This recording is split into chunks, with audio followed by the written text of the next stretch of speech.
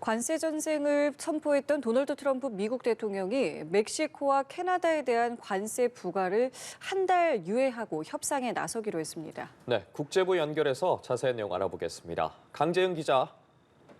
네, 미국은 당초 현지 시간 4일부터 멕시코와 캐나다에 대해 25%의 관세를 부과하기로 했는데요.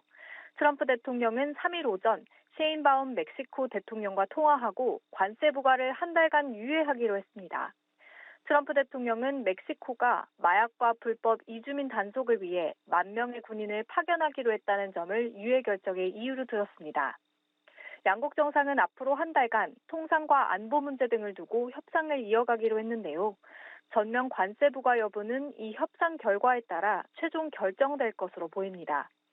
트리도 캐나다 총리와 두 차례 통화한 트럼프 대통령은 이날 캐나다에 대한 관세도 한 달 연기했습니다. 캐나다는 관세 폭탄을 피하기 위해 10,000명의 병력과 13억 달러를 쏟아부어 국경 통제를 강화하겠다는 카드를 꺼냈습니다.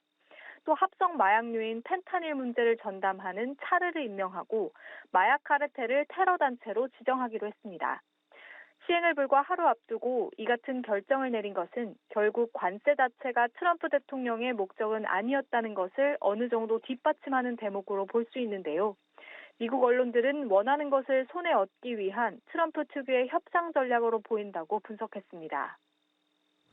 네, 트럼프 대통령의 관세 전쟁 광풍이 일단 큰 고비는 넘긴 셈인데, 하지만 전운이 완전히 사라졌다고 보기는 어렵다고요. 그렇습니다.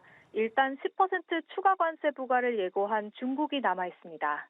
그동안 파나마 운하에 눈독을 들인 트럼프 대통령은 중국이 파나마 운하에 개입하고 있다고 지적한 바 있는데요. 이와 관련해 트럼프 대통령은 중국과 24시간 내로 대화할 것이라면서도 합의를 못하면 관세는 더 올라갈 것이라고 말했습니다.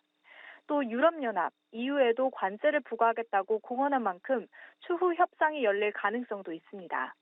EU는 스스로 가치와 원칙을 방어하고 이익에 대해서는 타협해선 안 된다며 단호한 대응을 예고했는데요.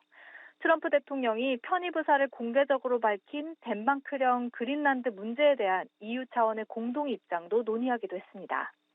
한편 관세 전쟁이 한숨 돌리면서 뉴욕 증시는 낙폭을 줄인 채 마감했고 어제 폭락했던 가상화폐 비트코인은 다시 10만 달러 선을 회복했습니다. 지금까지 보도국에서 전해드렸습니다.